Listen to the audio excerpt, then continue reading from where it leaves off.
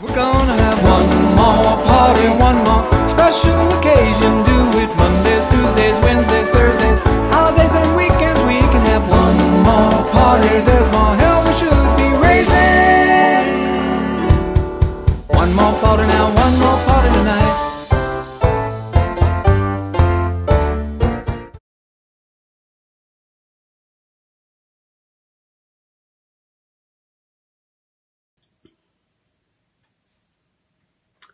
Hello everybody, and welcome to this live stream on YouTube, directly streamed to YouTube.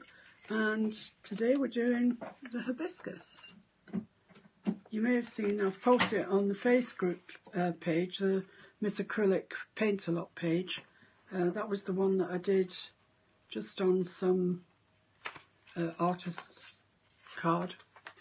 Just a little practice, see what it turned out like. I was quite pleased with it, so I thought that it would make a nice live for us all. So this is what we're going to aim to do today, and these are the colours that I'm going to use. I'm going to use a mid-value green. I'm using, as you all know, I use the Snellia Abstract colours, and this is Permanent Green Light. This is Primary Red. It's actually quite a rosy magenta sort of colour. It's not what I would immediately think of as Primary Red, because I think that's fire engine.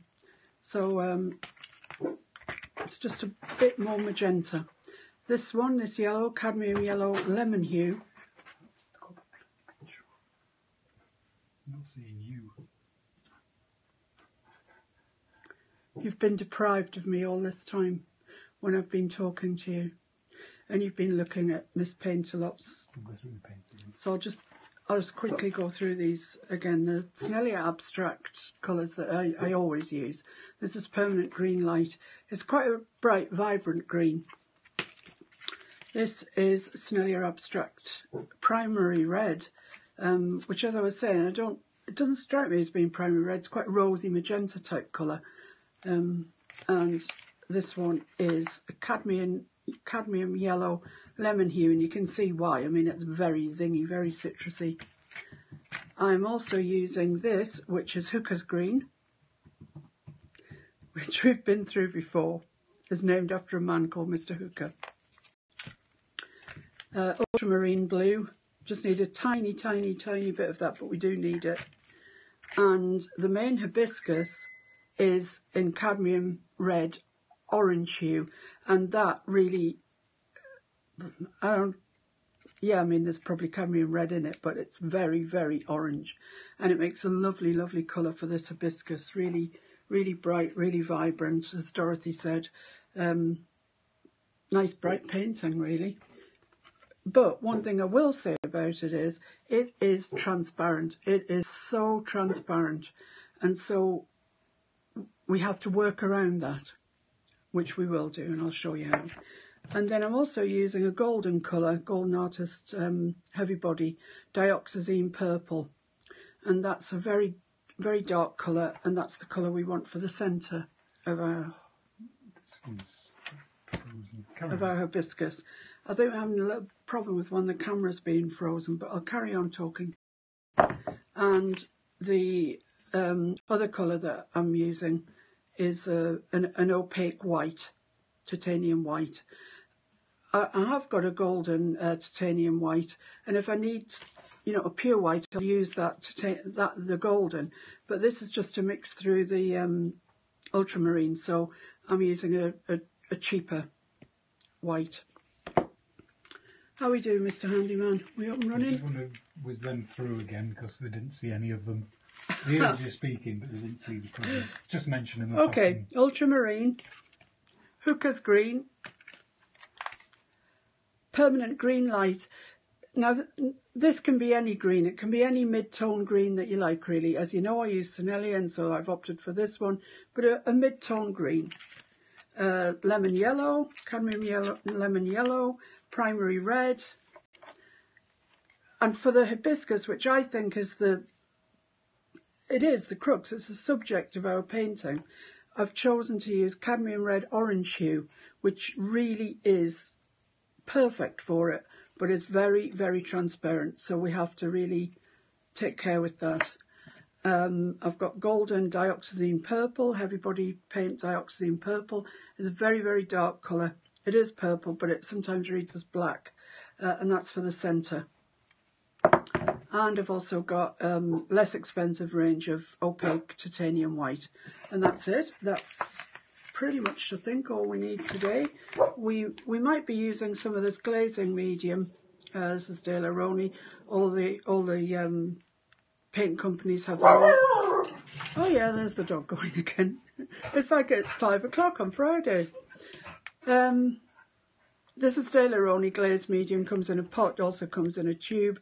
All the big paint companies do their own glazed mediums. This is a matte version. They also come in satin, I think. And it's, I don't know if you've watched any of my other live streams, but it just helps to go through the paint, make it slightly more transparent without losing any of the structure of the paint, which you can do if you add a lot of water to your paint. So the other thing I'm going to show you today, but by no means is it necessary for this painting, is a golden product, and it's called High Flow Acrylic. This happens to be in quinacridone magenta, which, as you see, is a lovely colour for these parts of our hibiscus. And I'll show you a little bit more about that when we get onto the magenta colours. So, time to get going. Let's get painting. Right, first thing to do is, as I showed you last week, I want to transfer the lines of this image onto my little 6-inch canvas board, which has been gessoed. It's been sandpapered and gessoed, so it should be very receptive to our paint. And the reason that I want to tape this on here is that once I've painted everything, I need to put it back down again and see where this, I don't know what you call it, stameny thing in the middle goes. So I'll tape it on, fold it, do my transferring, and then fold it out of the way. So I'm just going to tape it on with some masking tape.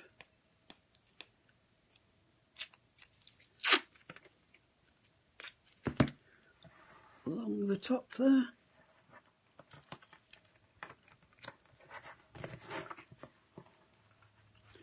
Which then acts as a hinge, so we can fold it backwards and forwards as many times as we like to be sure that we've got things in the right place.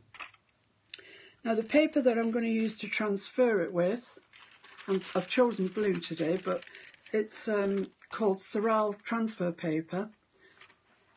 These packs, these sampler packs, you get 5 different colours. You get white, graphite, red, blue and yellow. And they're about A4 size, I would say. You can buy rolls of it, something like 12 feet or 20 feet of it or something. You never get through that in your life. You know, because you can use and reuse these papers time and time again. And as I say, there's 5 different colours, so depending on what background you're going to transfer onto, you'd select the appropriate paper. I think they're available on Amazon. So I haven't put any ground on here at all. It's white. It's just gessoed white. Put your transfer paper down, flick your thing that you want to transfer. Mr. Handyman's changing settings, so let's cross our fingers. So all I'm going to do now is just go around the outside of the hibiscus quite carefully, because it's quite a detailed edge to this. It's brush because it's frozen. Oh, is the sound frozen too? No, I think that's all right. No. So all I'm doing is going round the edge of the hibiscus, and I'm doing it fairly carefully because there's quite a lot of detail in that edge, and that's kind of what makes the hibiscus really, this fluting around the edge. If it didn't have this, it would look a bit more like a poppy, I think. So take your time, put the details in.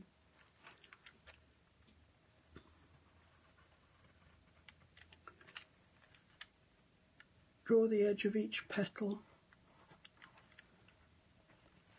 Are we alright, Mr. Handyman?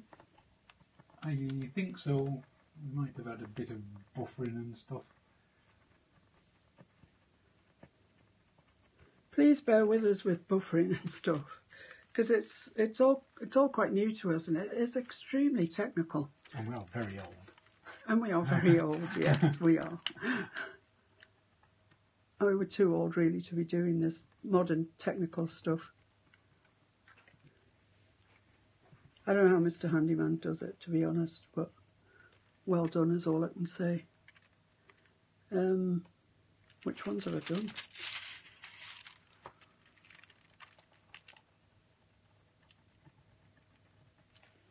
I think there's a petal comes in here.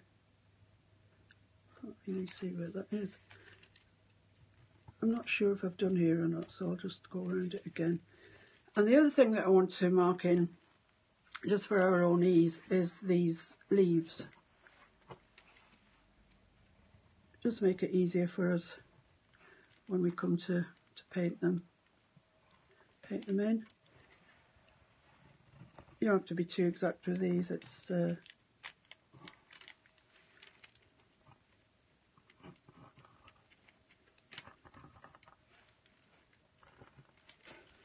there's one down here as well. And I think that should be about it. Let's have a look. Oh, just a bit out up there.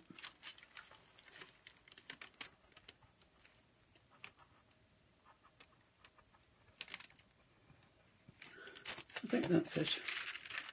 Yep, that's grand. So, time to put paint to canvas, which is great.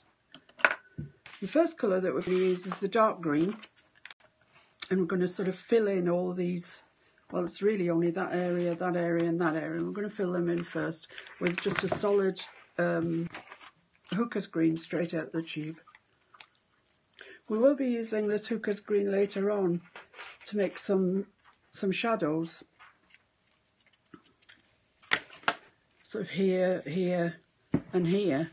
Oh, Mr. Handyman's just brought me some pop. He's such a good man. But that's later. That's after we've got the rest of the leaves in. So we'll make a start with this. And I'm just going to use this 1/2" angle shader, De La Roni 1/2" angle shader. You see the end of it. It's cut on an angle. This is an old one now, and when you get them new, they're so razor sharp along the edge. But you can see this one's gone a bit fluffy. So my brush is a little damp because I've not long since washed it out. So, but if not, dip it in your water first and dry it off. So this part here. And as I said, follow the contours of the. It's not wet enough, I don't think. Follow the contours of the hibiscus if you can, because that's quite, that's the important part of the painting, really.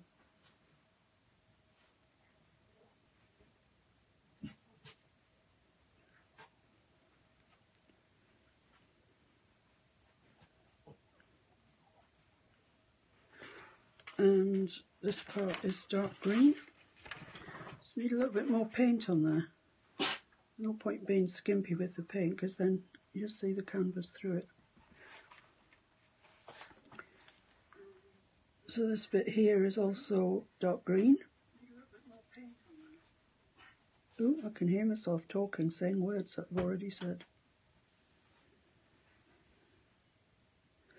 So with this angle shader, it's quite easy really to follow that line of the hibiscus. And to be honest, if I was going to tell you to buy one brush, well, 2 brushes really, it would be the angle shaders. This 3/4 or 1/2" and the little 1/4" one. They're really so useful. I mean, maybe they wouldn't be so useful if you were doing landscapes. I don't know. I'm not a landscape painter, but certainly for the flowers that we do and birds and things, they're really, really useful.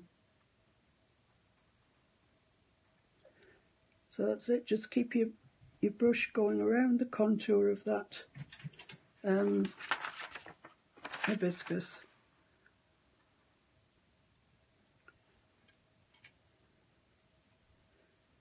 I wish hibiscus grew wild in the UK. Such a pretty flower. It's so jolly and happy, colourful and bright. I mean, we get excited when the daffodils come out. Rightly so, they're beautiful. But, you know, can you imagine walking down your garden, sitting in your garden in the evening under the hibiscus? Be nice, very nice. So that's that. Where else do we need to start on? Up here. Yeah, sorry about the dog. You just have to get used to him, Fred. We have to. He's a rescue.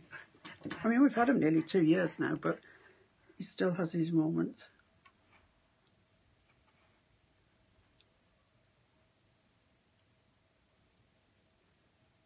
So I think we'll deal with the outside first.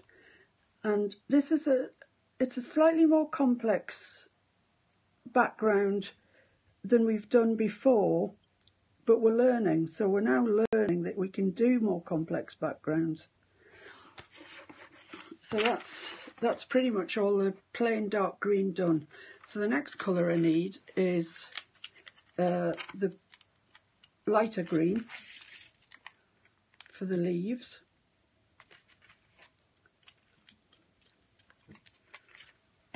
So I'll just wash my brush off.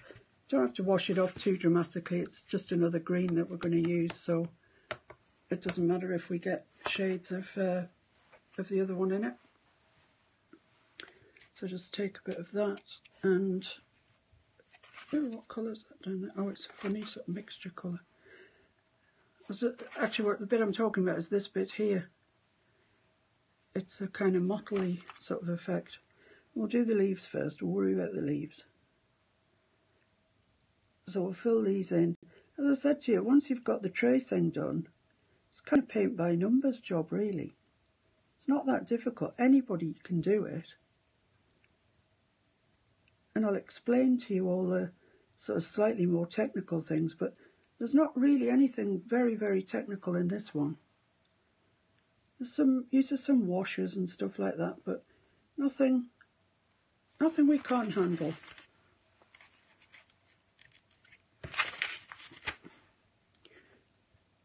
So with this brush, it's quite good to get an edge.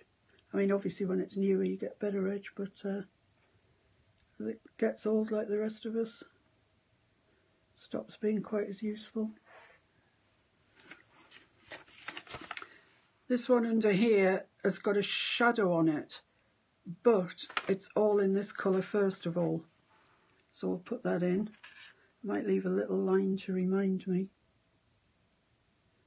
that there's a shadow going on.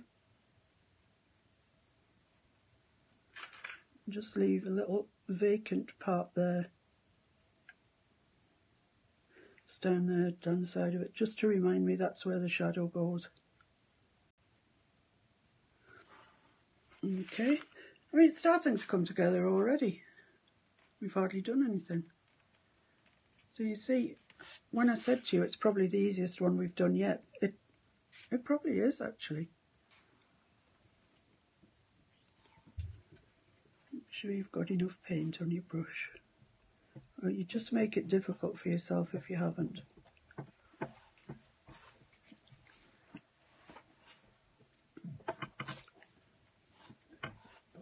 Tripod. Trouble.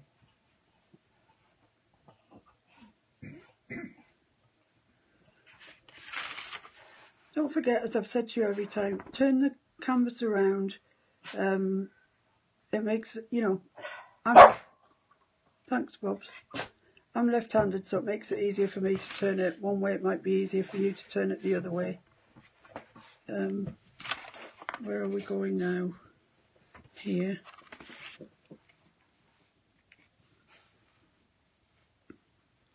Just follow the hibiscus edge and you can't really go wrong. I mean, it doesn't even matter if you go over the darker green that you've painted.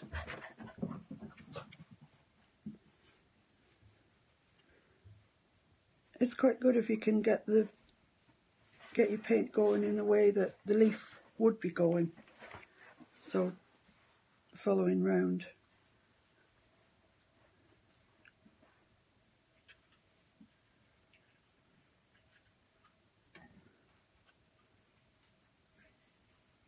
So that comes around like that. See where we're up to.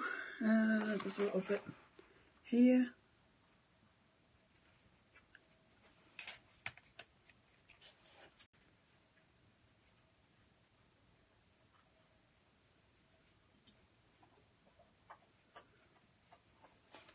And this one here. So you see, I mean, we're quickly making real progress on this. Once again, as I say, the only important thing is that you follow the line of the hibiscus. And to be honest, the more paint you have on your brush, the easier you'll find that. If you haven't got enough, you'll be scratching and scratching to try and get it covered and up to the line.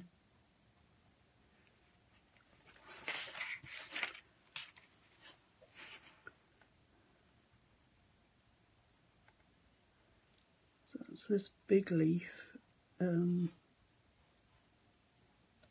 there, and then there's a sort of smaller, a suggestion of a smaller one here in the background.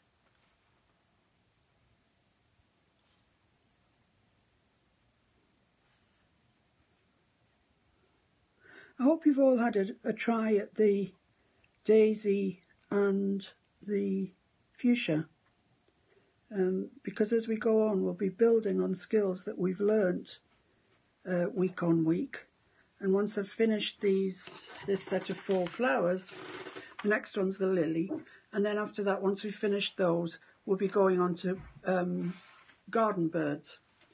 So we're going to be learning more skills, because for that we're doing feathers. Obviously birds are covered in feathers, so we need some other skills for those, but we need to be competent about handling the brushes and the paint and whatever. So that's kind of the leaves put in. I'm following off this one that's I've already painted. Now I can't work out which is the right one. That's it. Now the next thing that we do is a bit odd, or might appear to be a little bit odd, but we're going to use some aquamarine blue. I'll just leave that in there a second. I just want my 1/4 inch angle shader, this one that I showed you before, 1/4 inch De La Roni System 3 angle shader, and I'm just going to mix the tiniest bit of aquamarine blue with a bit of white. That's miles too much, that would do 100 of these pictures. And some white. I'm going to put quite a bit of white out because we need it for some other things later on. And I'm going to mix that together with a little bit of green. Now I'm going to use my palette knife, because otherwise with these tiny little brushes, when you start mixing paint, it gets all up inside the ferrule, the metal bit, and you can't rinse it out, and eventually you just ruin your brush. So we'll use the little palette knife. So I'll just pull a bit of that white into there, a little bit of aquamarine, a little bit of the green, mix that up, see what we end up with. I want a sort of grey, really, grey colour. Yeah, that's looking like it might be quite nice.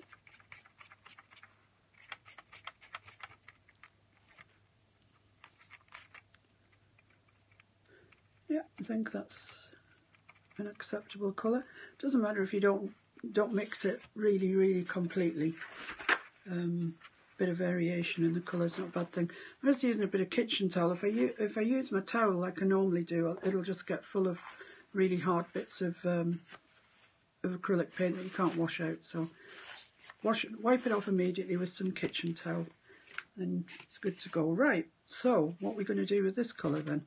Well, as you can see on the one that I've already painted, it's got these stripes of where the light has hit the leaves. And it's kind of much more abstract than it is realism. But I think it's effective when you look at it. I mean, once you know that there's blue stripes on there, it stops being quite so effective. Because, oh yeah, it's got blue stripes on. But from somebody who's, not an artist, and they look at that and think, yeah, that's nice. It looks nice and bright. The leaves look nice and bright. So the way that we deal with that, get some paint, some of this mixed up aquamarine green and white, and work out which way the leaves are going. They're going this way, and we want to leave a bit in the middle that would be the rib up the middle of the leaf. So we'll start from about here, and we'll just go up like that to the edge, leave a little space in between, which would be the veins in the actual leaf, and then just up like that. Now here, do not go over where the hibiscus is, because the cad orange, red light orange hue, will not cover it. So take great care not to get anything on where this is going, where the cad's going to go, because cad red. And same here on the other side. Leave a gap up the middle for the vein, and then just drag it like that. You alright, Mr. Handyman? Yeah. You better say something. I was just going to say, if you do accidentally go over, you can white it out. You can white it out, but it's not ideal though. It isn't ideal, and then you end up sometimes with a bit that's actually brighter. So just try your hardest. As Mr. Handyman says, if you end up that you have put a colour on here, get your titanium white out and colour it out. I think there's a little bit on here.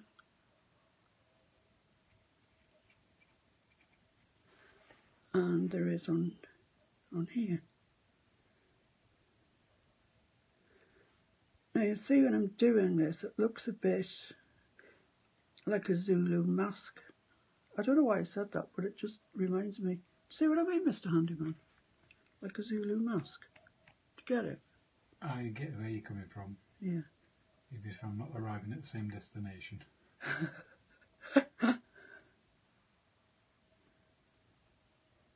But I'll tell you, it might not be the masks. You know, when you watch those films, I can't remember what film it was. Wasn't Michael Caine in it? Zulu, was it? And they had those, the Zulu people had shields. Yeah. Yeah, that's what this reminds me of. Zulu shields. With zebra skin stretched across them. Is that what it is? Yeah, see? That's what I mean. That's what I'm talking about. But we're not going to leave it this zebra skin. We're going to implement a skill that we've already learnt, which is washing, using a wash.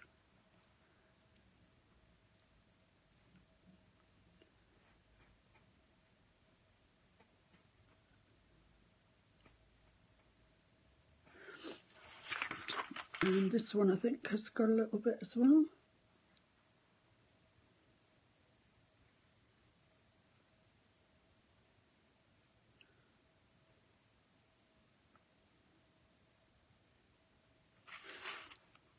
And this one has on this side.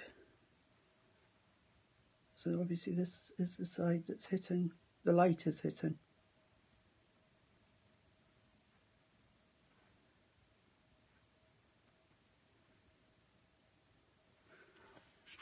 And that side's more darker.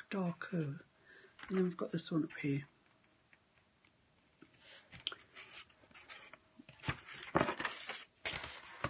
Which goes, Where does that go?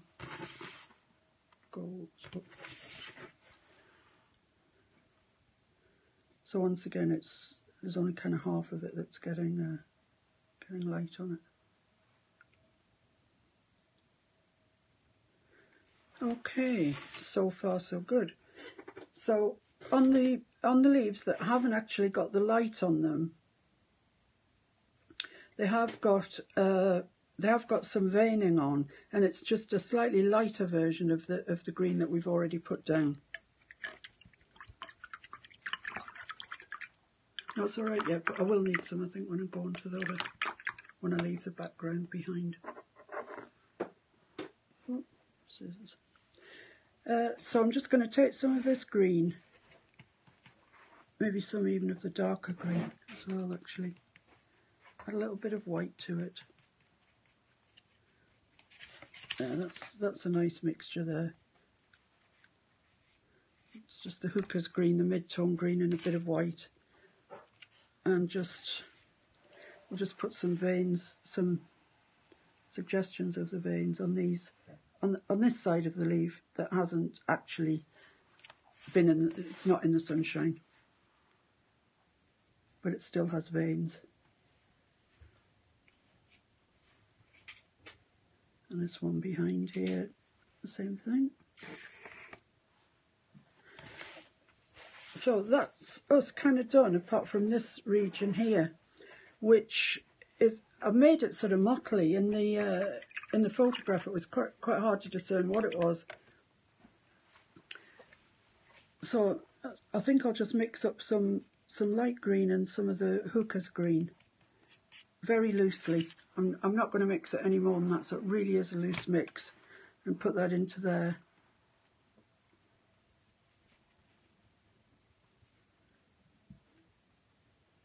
And then later on we'll add some yellow over it just to give a bit of interest.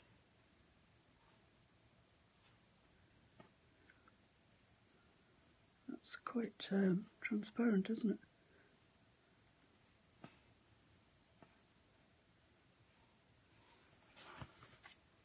I probably need to add some white to that to get any coverage. Just add a bit of white.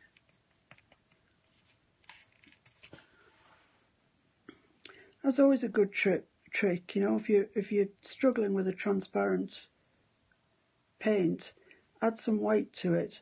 It's yes, it'll alter the tone of your paint, of course it will, it'll lighten it, but it'll allow you to get some coverage where you would be struggling to otherwise. Almost go over it again afterwards when Yeah, it's dry. you can, If absolutely. you want to change the colour again, yeah, but at least it will be covered. Yeah, that's the thing. So, but that looks very static compared to this nice effect we've got here. And in fact, we've also got a little bit of a hint of sort of something going on there as well, and here. So I'll leave, well, I might just put a little bit of dark green on that. Just break it up a little bit.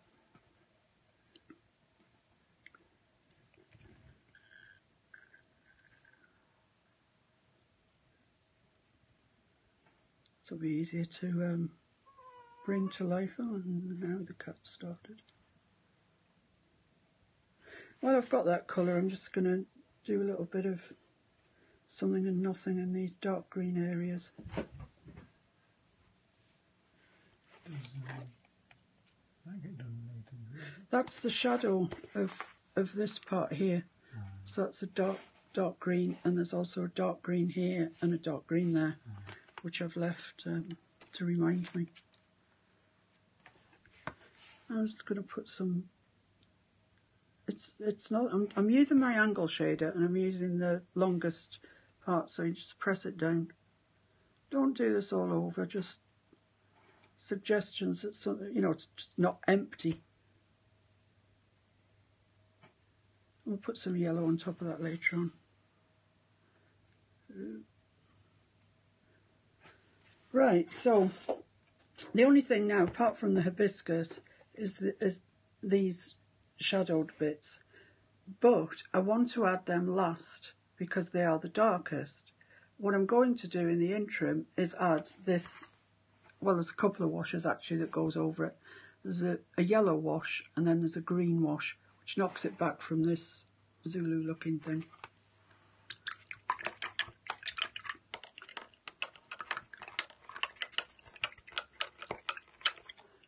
So with the 1/2 inch angle shader again, we're going to make a wash.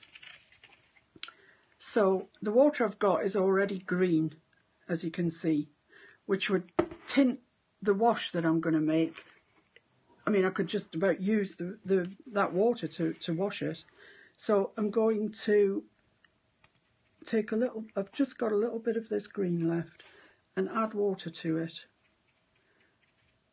And you watched us do it, you've watched me do it before. You're adding quite a lot of water here to get a very, very transparent wash. We'll try that.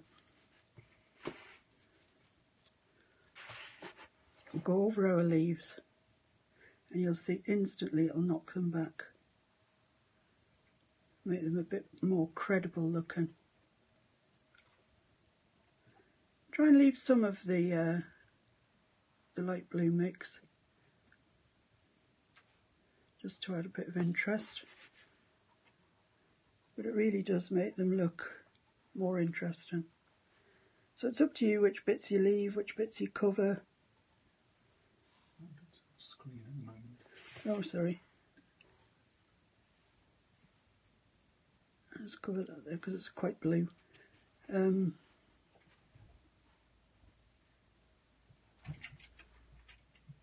Put the wash over the leaves that had the green on them.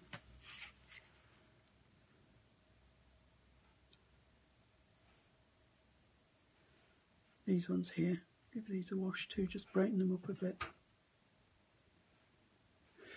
Okay, so we're looking pretty nice. That's looking all right, I think. So now the next thing is that when you look at this, there's actually quite a lot of yellow on it. At the background, not the hibiscus, the background. There's yellow up here, there's yellow here, yellow there. So we need to address this. That's the next thing that we need to address with regards to the background. So this is cadmium yellow lemon hue. Does that need to dry first? Does it? It should be so thin that it's dry really. It's not far off anyway. Okay. So I've put that much out, which is more than we need.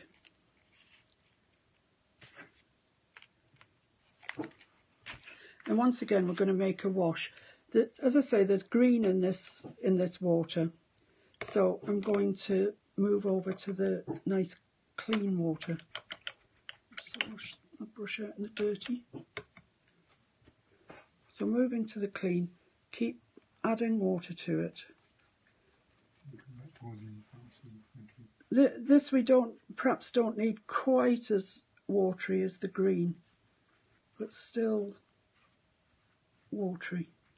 It's a wash after all. Right, let's give that a try then. So looking at this, there's a bit of yellow in the centre of this leaf, right up to the top.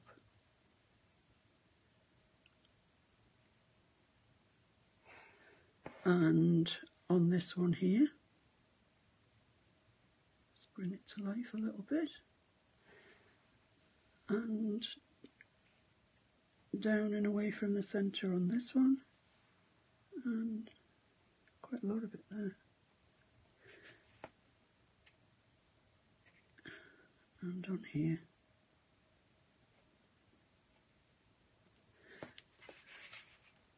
There's not really any on that one, but I'm going to bring it to life, why not?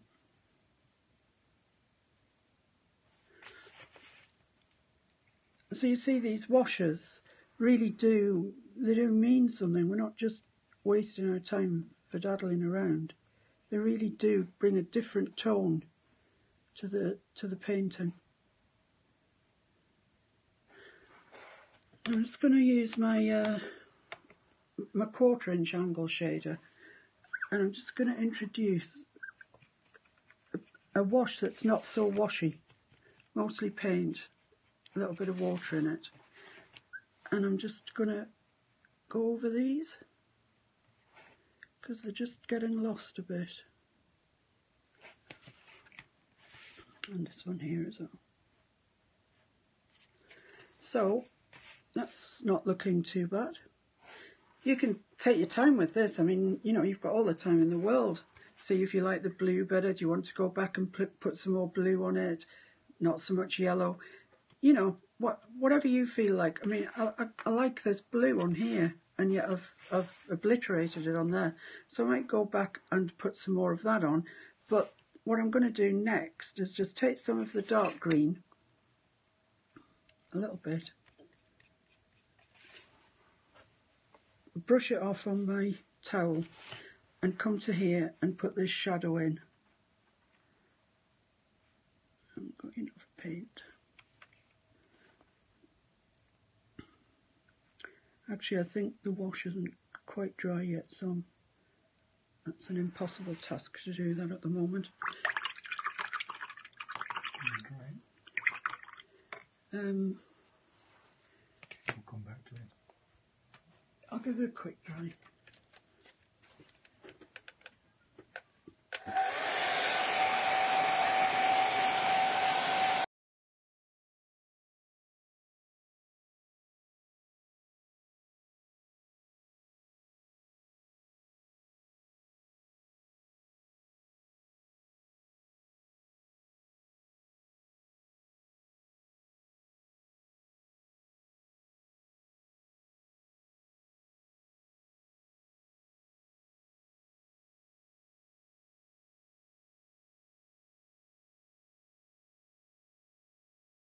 I think we're about there. I think we're getting there. Right, let's try this this shadow again. Dark green. I don't really want that much on the brush.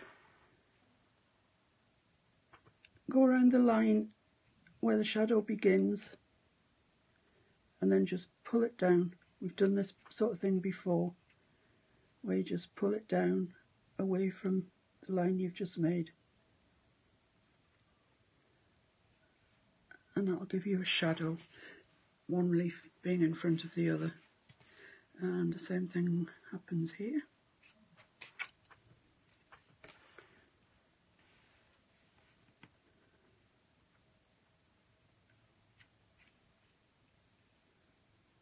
And just pull it down. You don't want masses of paint on, but you need enough for it to look like a shadow.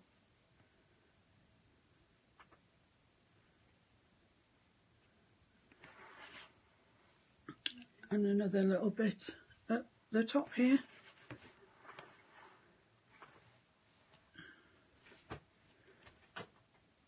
I don't think this is dry. I'm sure there's a wet bit of yellow wash there, but never mind. Pull it away from the line that you've just made. So I've got a bit of white canvas there, so I'll cover that as well.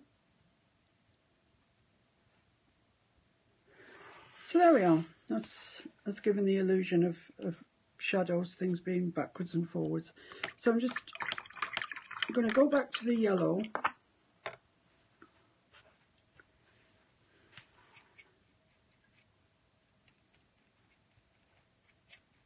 And I'm not altogether convinced that this yellow is bright enough, so I'm just going to go back in with paint, not a wash. Oop. Into my hibiscus, folks.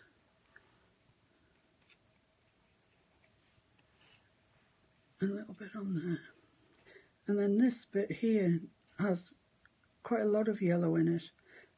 I'll put this coat on, but I'll need to come back because it's so transparent that I'll need to come back, I think, and put more on. But there needs to be something there. It can't just be a void, a dark green void. So just put that on and we'll come back and have a look at that when it dries.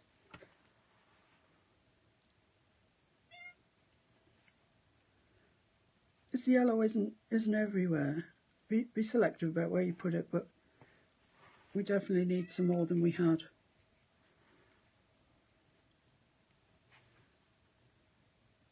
If you have an angle shader, it's really useful because you can turn it over whichever way you need it.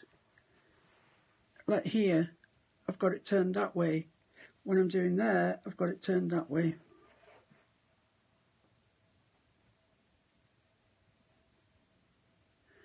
So there, I've done it. That's too bad now. I think we're beginning to look pretty good, really. I think we can have yellow in there a little bit, and a little bit in here.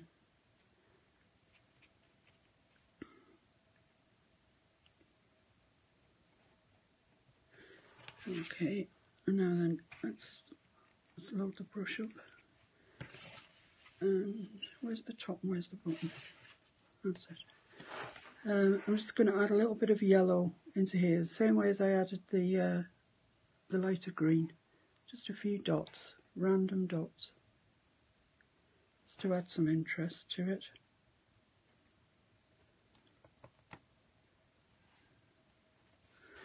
There, so, yeah, I think that's not too bad. Oh, we need a shadow under there.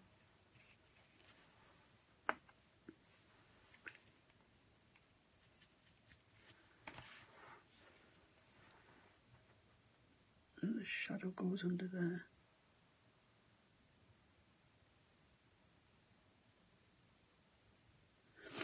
Okay, so that's fundamentally the, this needs a bit more yellow. I keep saying that when I'm finished and then, oh, I need a bit more.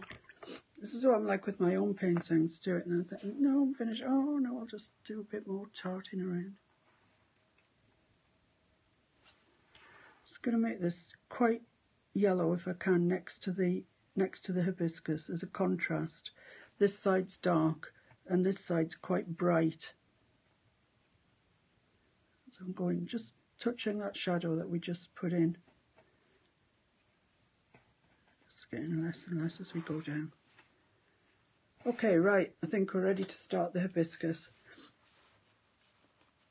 Shall I just put some more blue in there? Well, I'm going to, guys, so sorry. I've got plenty of it mixed up. Why wouldn't I use it?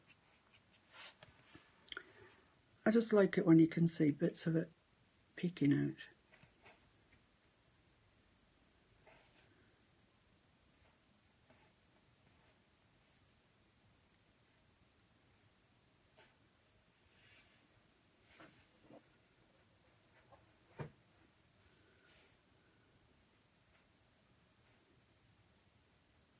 Right, I'm definitely done tiddling and fiddling. Definitely, definitely, definitely. Okay, that's me done with that. Now it's time to get a new palette. Have a drink.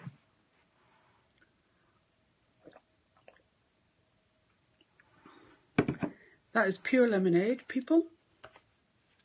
I don't drink, so it honestly is pure lemonade. You drink. Eh? You just did drink. I drink, but I don't drink alcohol, do I? Nope.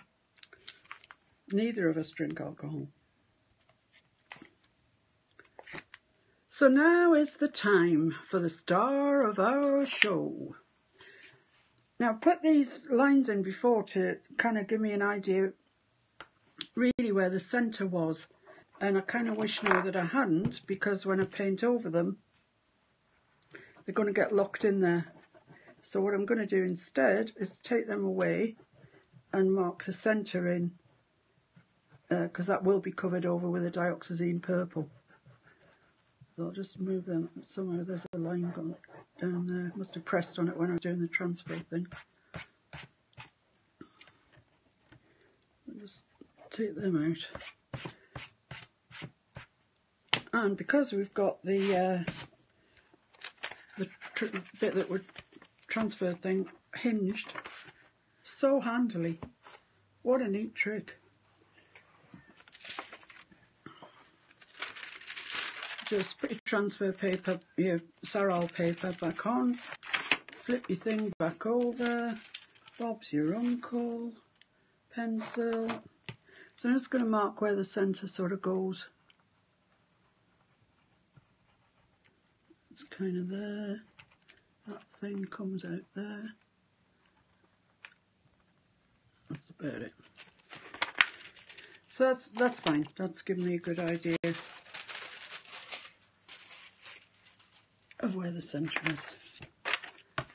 So back to our half inch angle shader, which has had a good rinse out, and now rinsing it out in the clean water. It's fairly clean, that's good. And let's get painting this hibiscus.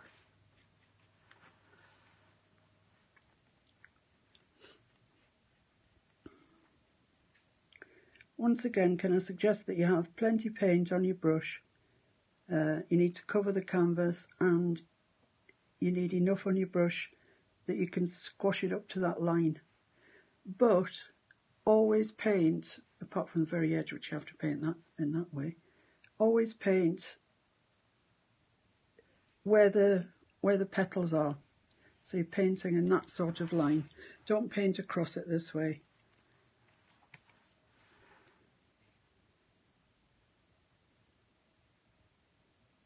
That's one thing with flowers. You really have to paint the way that the petals go. So we're painting in towards the centre, nice and round like that.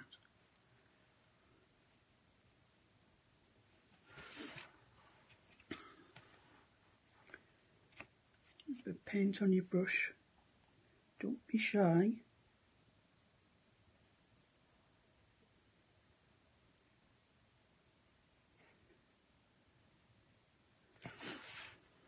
Is anybody joining in our chat? Or can you not see? Nobody's joining in. Got 2 watchers. Nobody's joining in our chat? No. That's a shame. Well, you can always leave comments afterwards. If you've got any questions or whatever, leave them underneath. I will answer them to the best of my ability. Maybe you've got a suggestion for a time that would suit you better. If this, I mean, it is after all Friday tea time. You know, it's traditionally the night that in this country we go to the fish and chip shop and have a chippy tea. Isn't it, Mr. Handyman? It is. So if you're having chippy tea, you're not going to be watching me, are you? Well, maybe. Maybe. Multitask. Eat chips and watch me. Mm-hmm. Yeah. No.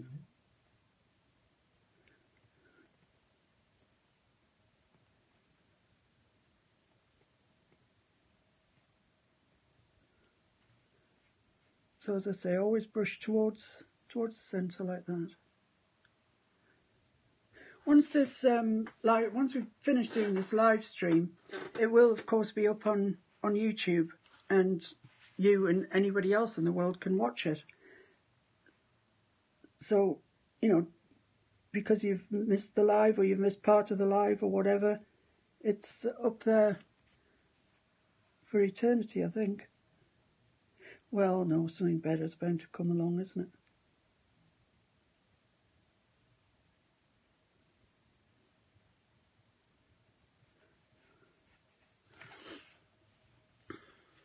So if you're watching, can you give me a thumbs up or a comment, or just let me know you're there?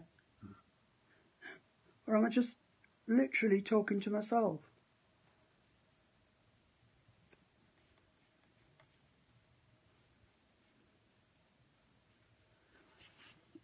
You see this lovely shade of red, I mean it really is, but it is so transparent. You've absolutely got to make sure that it's going onto the white canvas, or, you know, a white ground. Unless, of course, you want to change the colour of it, but it's very, very transparent colour.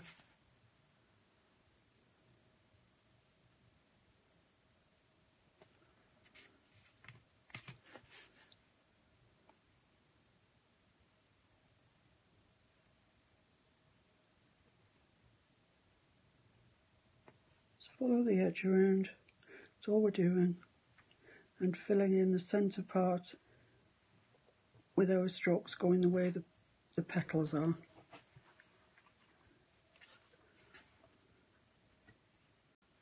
So because it's so transparent, I can actually see the indication that I made where the centre goes.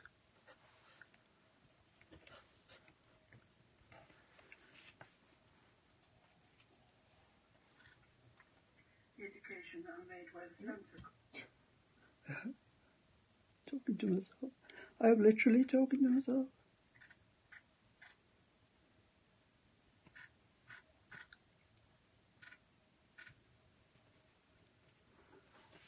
As you know, I've been making 12-inch versions of these flowers as we've gone along.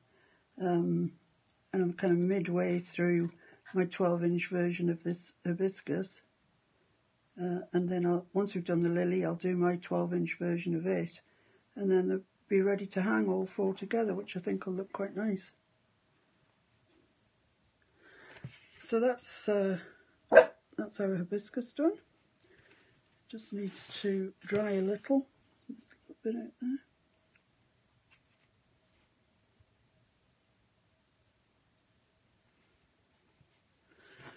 And while it begins to dry, I've just got some other things that that I want to show you, really, that are interesting. I want to show you this this golden high flow acrylic. It's very, very watery. It's like ink, but it is really pigmented. So it flows. And with the heavy body paint that I use, in order to get a very fine line with it, you have to water it down, because you obviously can't push heavy body, acrylic around with a teeny tiny little brush. The brush will just give way. It hasn't got the strength. So in order to get fine lines, you have to water your paint down. This is not the case with these, the high flow acrylics. They're like water anyway, but they're really pigmented, which you don't get if you've watered your paints down. You get a more watery pigment. So I'll just show you how this works. You don't need very much. Little goes a long way. I'll just dampen my brush. So you load your brush up. There's a bit of scrap paper.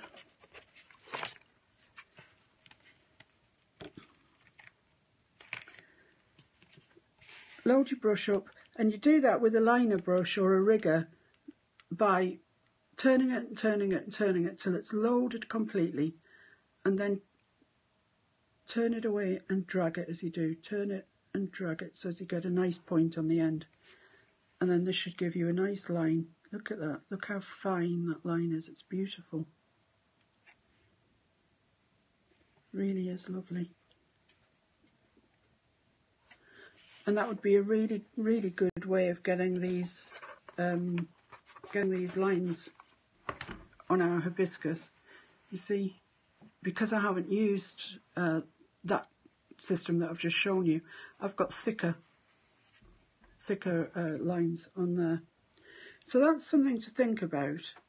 In fact, I might use it on this just because I can. Those very small brushes that I got a set of Arteza brushes. Arteza, I think, are quite new in the market. I hadn't seen or heard tell of them before, and then suddenly my Facebook page was absolutely, my news feed was every other sort of thing was Arteza promoting something or other. And this was one of their promotions, a set of very fine brushes. So you can see there's quite, there's rounds, there's liners, there's even a spot brush. That's a spot brush there. And it's probably quite handy. I mean, they were really, really inexpensive. And it's probably quite handy to have a set like this in your arsenal, especially if you're going to go on to using some of the high flow acrylics. So that's that. We're getting dry, not far off it. The other things that I wanted to show you are brushes called well, in America they seem to call these striper brushes. We call them dagger brushes here. You can see them shaped, kind of oddly shaped really. But they have a very full belly, so you can get quite a lot of paint in them. And they, once again, they make a very nice line, which I'll show you. Using the same, I'll just dump my brush. Using the same high flow. Look, I mean, it's just sucked up all that pigment that was in there. So there we are, we've got that. Let's have a go with this. That's lovely, isn't it? Really nice, very fine lines. And, you know, if you're making leaves or anything, just push down and you get nice thick bits. Very, very nice brushes to use. But very good at giving fine lines, which is why I think they're called stripers, because you get really nice stripes. Okay, so that's I wanted to show you the high flow acrylic, these brushes, dagger brushes in the UK. And what was the other thing I wanted to show you? Oh yeah, the Arteza brushes. So we're up to date, you knowing everything I know. So this is dry, so let's move on to the centre. To the centre of things, for which I'm going to use a glazing medium.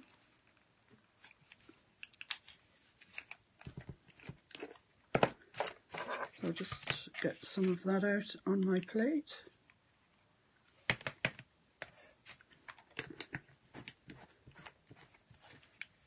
And some of this primary red, which I think is quite a magenta-y sort of colour. I'm just going to put some out for that out.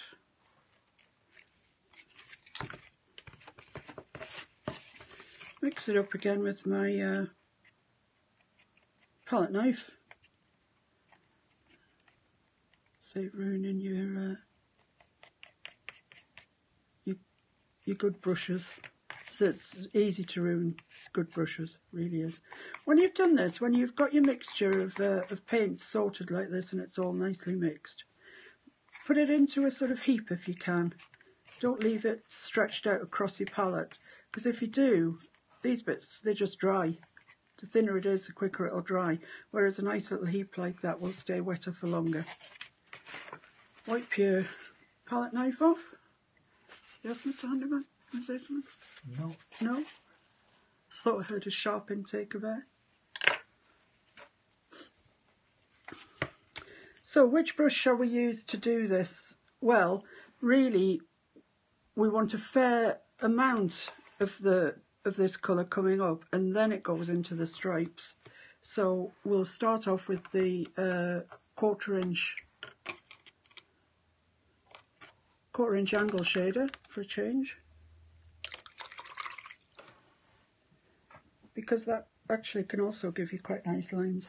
So this is our primary red, and as you can see, as I suspected, it's quite a magenta colour. It hasn't got much in relation to primary red, I don't think, but anyway, that's the colour of it.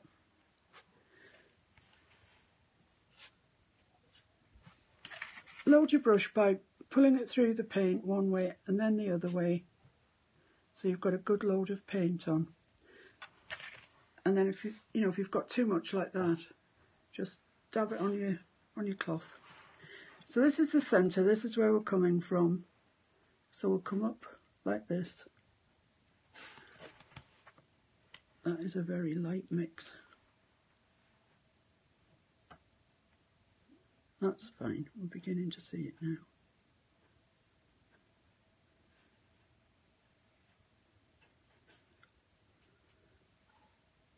I actually think for the purposes of the camera I'm going to have to make this slightly darker.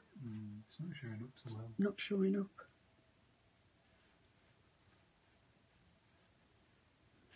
No, I think I'm going to have to make it a little bit darker. I think what I'll do is add some of the liquid into it.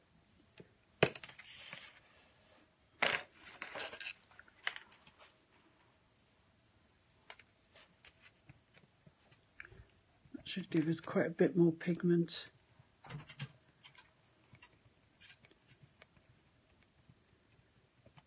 There's no point doing it if you can't see it, is there? There we are. Let's see if that's any better.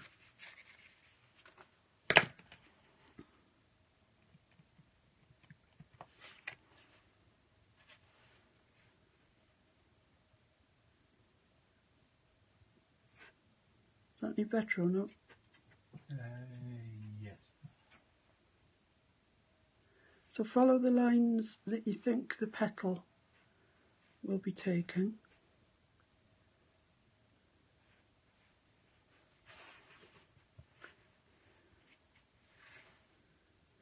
And make sure that you go into this centre bit, because that will be purple when all's said and done. Just leave a little gap there between that one and that one.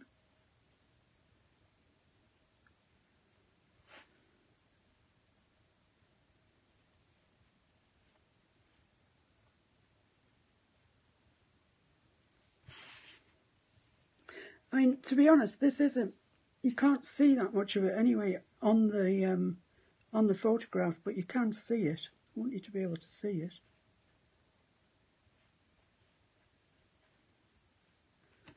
We're going to go back into it with some fine lines, which might help a bit.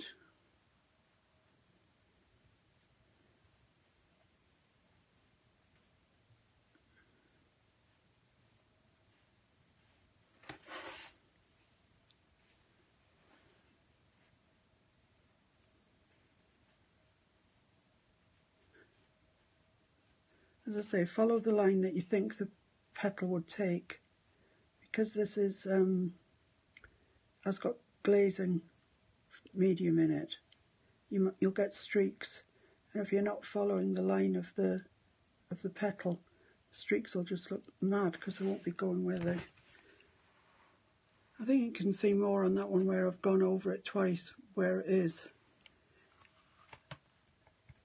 I'll just give that the quickest of dries, and then I'll have another, I'll go over it again.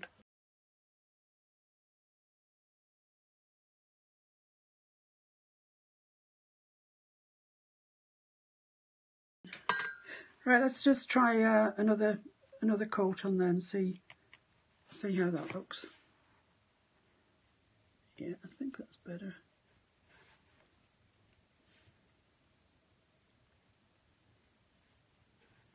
I mean, I want to be able to see it, but it, like I say, in the actual thing, it's not really in your face.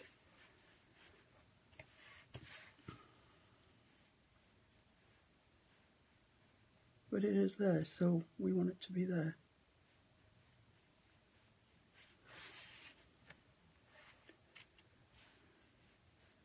Yeah, I think that's it's looking better. Is that looking better?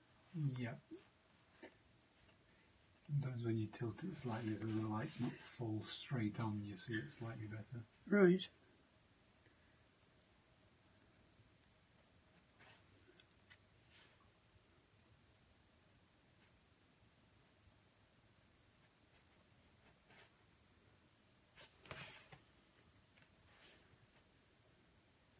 I always have a giveaway on my Facebook page, Miss Acrylic Paintalot, and I give away the piece that I've painted on the live stream, which is this piece, obviously.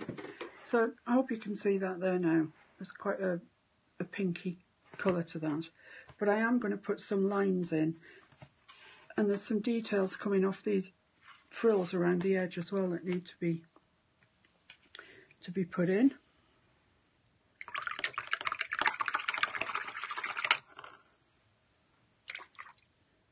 Well, we're getting pretty much there, I think.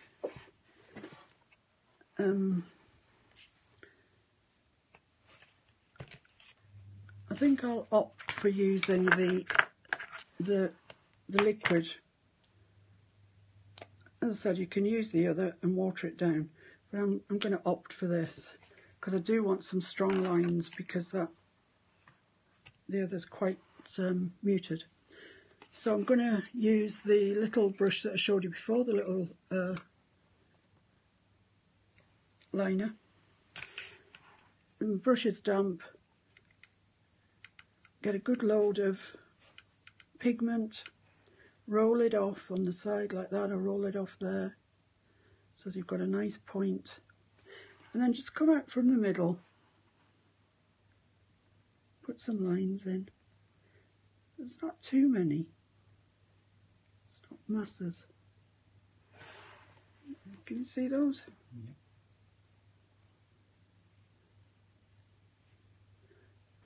This is another one of those stages where you can fiddle for ages. You can put lines in forever.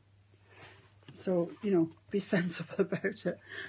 How many hours do you want to spend putting lines in? I think you'll agree that, what's it called, that acrylic?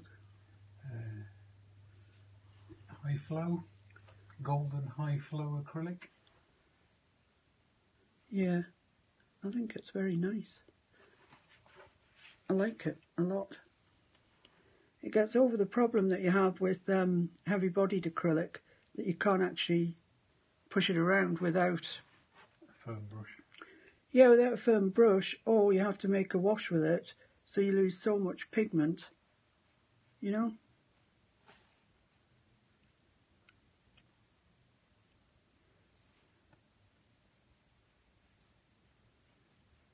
Well, this is quite relaxing. It should be relaxing as well, you know. You shouldn't be painting because you're having a nightmare with your paint and it doesn't go right and whatever. You should choose to do it because it's really nice and relaxing and pleasant to do. And when you get up from painting, you should feel, yeah, that's great. You know, I achieved something. Look at that, isn't that pretty? And I appreciate, heaven knows, I stuck something on the back of the fire yesterday, actually. I appreciate that it doesn't always go right. And sometimes you think, why am I doing this? All the materials and everything cost so much, and I've just ruined it, and no, I can't paint, and this, that, and the other. Yeah, you can. Everybody can. You always learn, though. Yeah, you're always learning, of course you are, and that's what I'm trying to teach you during these tutorials. I'm trying to fast track you into the tips that I know, so as you don't have to go through throwing too many works of art on the fire or in the bin or whatever. You know, if I've learnt it, I'll tell you it, and hopefully, you know, make your path to masterpieces much quicker and less painful. It can be painful though as well, can't it? You know, when you've spent hours, you put hours and hours and hours of work into something, and then like you look at it and you think, that tree's just rubbish, and there's no suitable way of getting to paint it out. So you see, this is coming on with our nice stripes, which are now exaggerating the pink glaze that we put on, which is called primary red, although it's pink.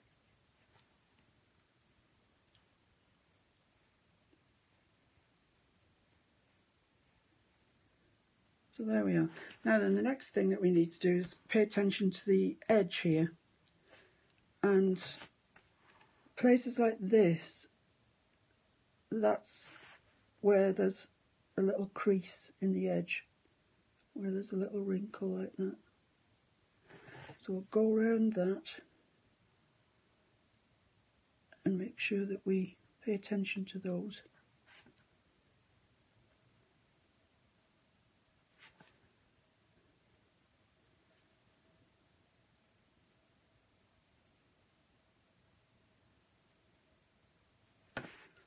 Just little details like this just make it look so much better.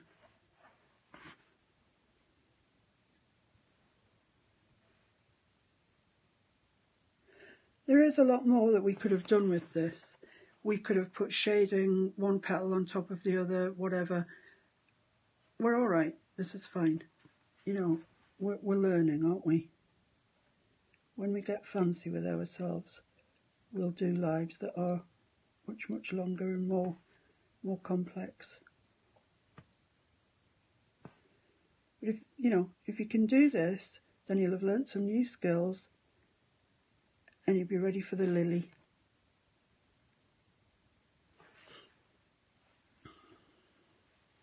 Still haven't decided what colour to make the lily yet. I think yellow might be quite a good one, because I want all four to sit together quite nicely. We've got the daisy, we've got the fuchsia. So daisy's white, obviously, fuchsia's pink, this is orange. So I think yellow. I think yellow, probably. Just take a little time to do this, and if you have got a fine brush, it will help you. If you haven't got any of this high flow, make yourself a wash with your heavy bodied and some water. You'll be fine.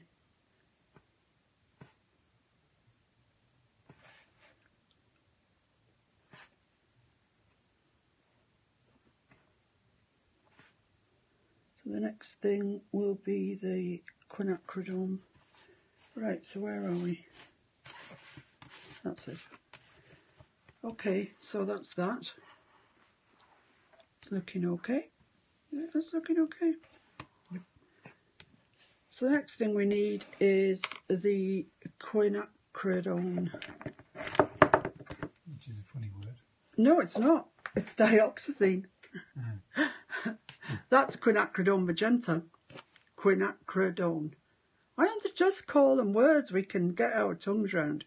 Quinacridone magenta. This one, dioxazine purple. Sounds like you're in a chemistry lab, doesn't it? Which I quite like, because I used to be a scientist. And I'm going to actually put it in one of the wells of this plastic palette, because I'm going to make a wash with it after I've painted the centre in. So I'm just going to put a little bit in there. This is also really highly pigmented, so go steady with it. Oh, that's horrible around the edge of there.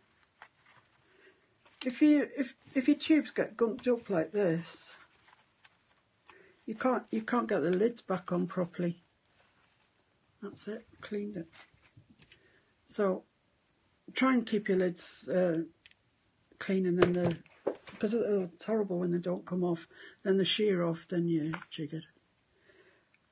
Right, 1/4 inch brush, I reckon, is the order of the day.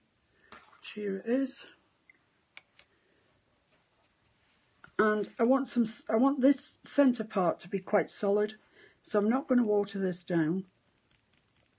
I'm going to see when I start to pull it away against the white. It is purple. It's a beautiful purple, but it's very dark. So I just want to do this centre here.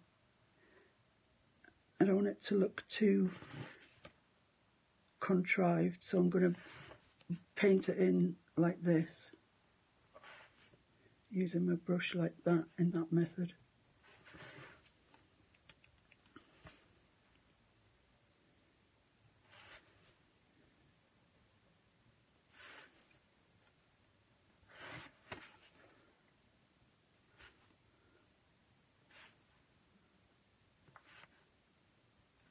Now this part here is where the stamen comes in.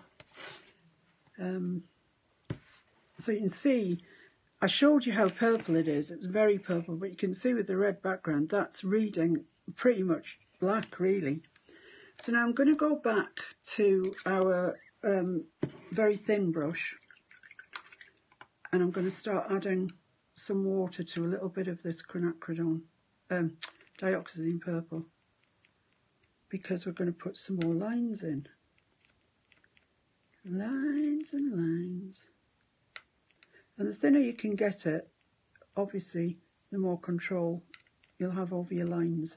And because this is such a highly pigmented colour, we're going to get away with it, I think. So there we are. It's quite watery. And we're going to do the same thing. Drag it over there. Make a point out of our brush. And just start. Now these don't go up that high. Just a little, you know, half as high as the other ones. but they are there, so we can't ignore them.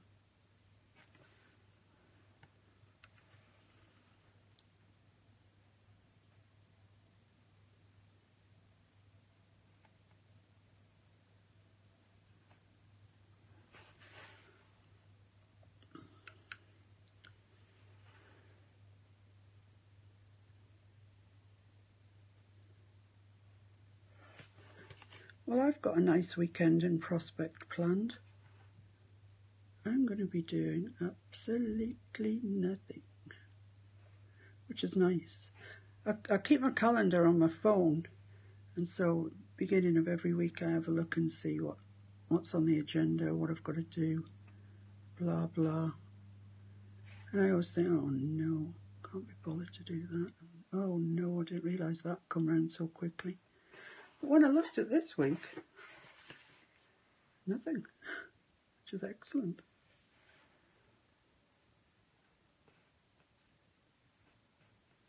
So it's just sort of coming round this way. You go to art talk at the library. Oh yeah, I did, that's right. Our local library is having a series of talks on art history. So I thought, well, I'll go along, 10 to 1 on. I won't like whoever it is that's giving the talk, and I'll feel very uncomfortable, and, you know. So I went along to see what was what. I really, really, really enjoyed it. The first week it was Caravaggio to somebody. I thought it was Giotto to Caravaggio. Oh yes, it was. It was it Giotto? Yeah, Giotto to Caravaggio, which is quite a big period in art history. But the guy was really, really interesting. Made it very interesting. I really enjoyed it.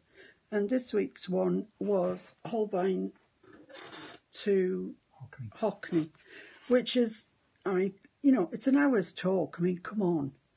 But he did his best and he whistled through them. And once again, I thoroughly enjoyed it. And next week, I can't remember what it is, but I'll let you know. I think we're getting about there.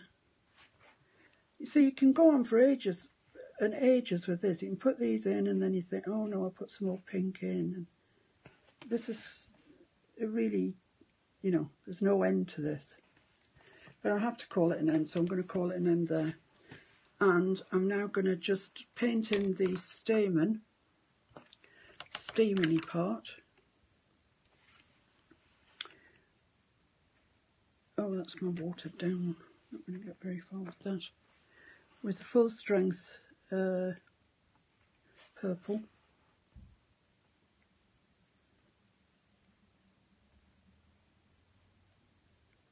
And it comes out to about here.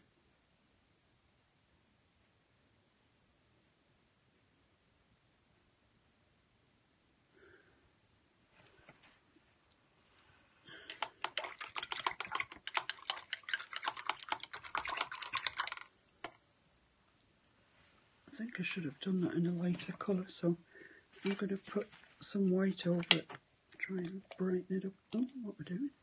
I've got some white already out. Got some white here, I'm sitting doing nothing, waiting for a job. I'm just going to paint over that because that's too bright, too dark, I can't see it. You see, if you paint over wet paint, it's possible. You can rectify things.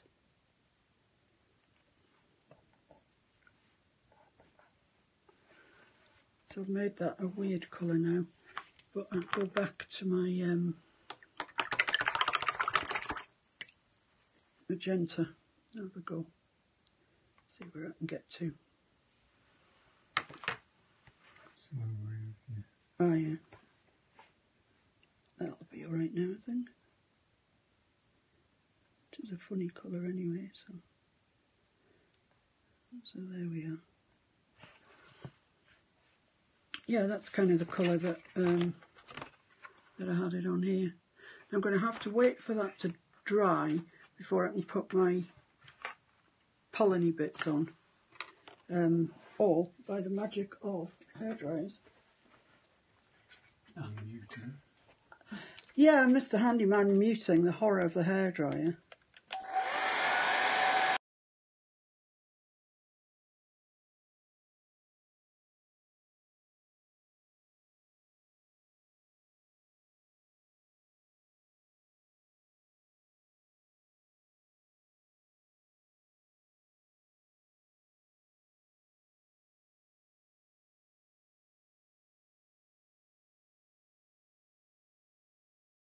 Now then, the polleny bits, as you can see, are yellow. Now, yellow will not paint on top of anything. It's apart from white. If you want it to come out yellow, you've got to paint white first. So that's what we're going to do. We're going to paint the pollen spots white. And didn't I say that I'd found one that said it was a spot? Liner, liner, liner, spot. Right, let's give that a try then. What's that one there as well? Round. Right, let's try this then. It says it's a spot, so see if it's a spot. Now this is very heavy bodied paint, but we'll give it a try. So there's sort of, oh, it's a spotter. Look at that, ladies and gentlemen. Who knew it? Who knew that? Do you remember the other week when I was putting spots? So putting spots on. Middle of the daisy. Middle of the daisy, that's right. And Dorothy said that she uses the other end of a matchstick, which I tried, and then lit the fire with the match. I wasn't overly delighted. But this spots. It does. So there's quite a few of these all around here. So I'll put them in there. Oh, I'm delighted to have found a brush that, even with heavy body paint, that's quite incredible. So there we are, and then we've got these funny purpley bits that seem to be connected in some way to this thing coming off here, so I'll just use that magenta paint that hasn't got any glazing medium in it, and they seem to come off. No, I'm going to have to mix this through with the purple, I think. That's the watery one. Oh, okay. I might have enough pink. Yeah, I'm all right, I think.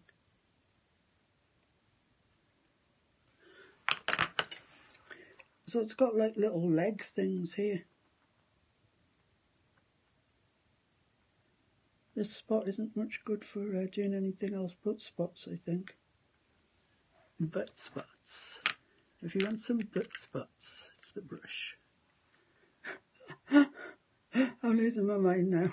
Hour and a half in and you've lost it. Yeah, I mean, it could be argued that I had actually already lost my mind, but I definitely have now. Seems like to me there's 4 of these spotty things. I don't know what they are. There must be the male part or the female part or whatever. Right, let's rinse that out again. Let's put, actually just before I do that, I need to put some white lines there. So I'll do that, get some water.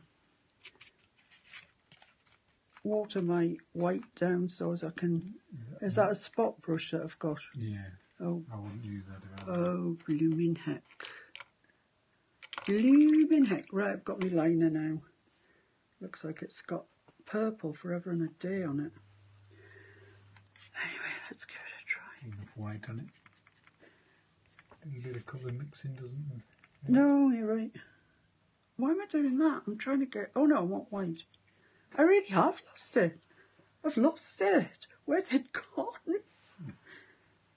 Right, so I just want some white lines in here just to accentuate the light area. Some up here.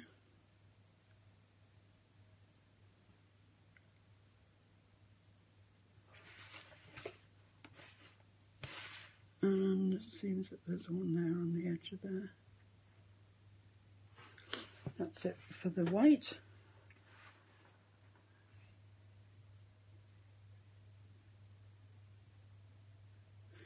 And I'm just going to put yellow on the top of... Oh, yes. It's in the pot.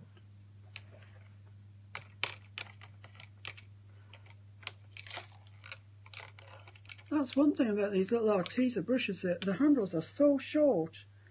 And I, of course, use those big yoghurt pots. Little yogurt. Little creamy Greek natural yogurt. It's delightful. It's delightful. Anyway, that's by the by. Actually. So back into this yellow, which by some miracle is actually still alive. Because we've got more lights on here than... well, I say Blackpool illuminations. If you're across the water, you won't have a clue what I'm talking about. But so we'll go over the white with the yellow. And see, that comes up lovely in yellow because it's got a white base to work from. That would not happen where you're just painting the yellow straight on. Just lose it.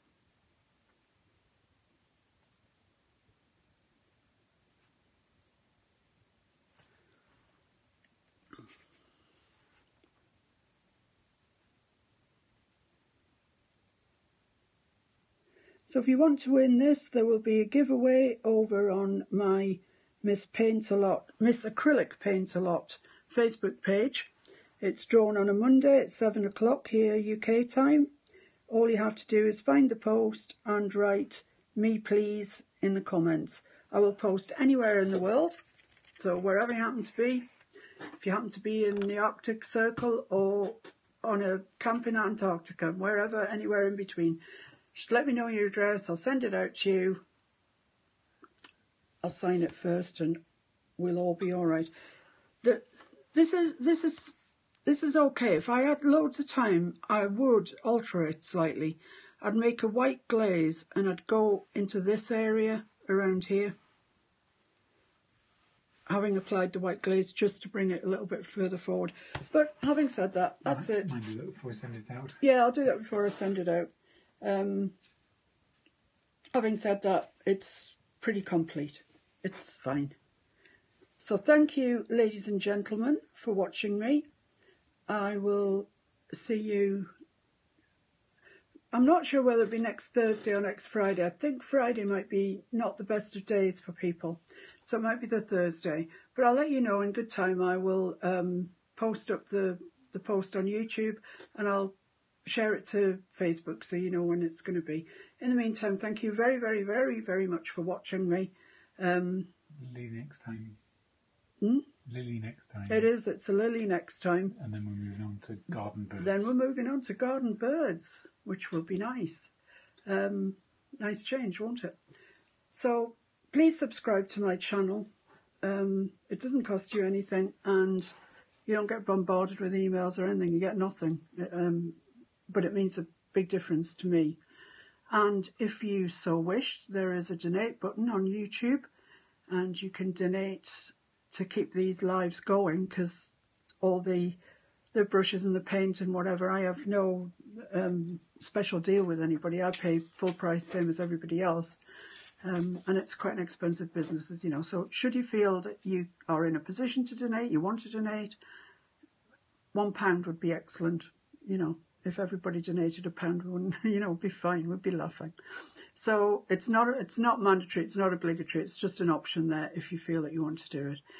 In the interim, I shall wish you very happy painting. Please try this. It's actually quite good fun. And when you've got loads more time, you can spend more time putting lines in lots of detail. So I'll see you next week. Thanks very, very much for joining me, and bye.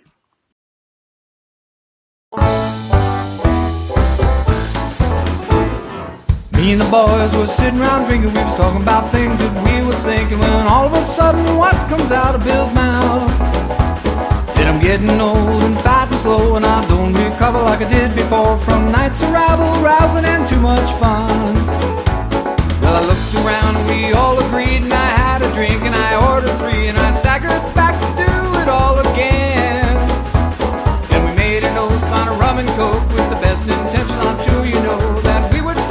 this living in excess. We're gonna have one more party, one more special occasion. Do it Mondays, Tuesdays, Wednesdays, Thursdays, holidays and weekends. We can have one more party. There's more hell we should be raising. One more party now, one more party.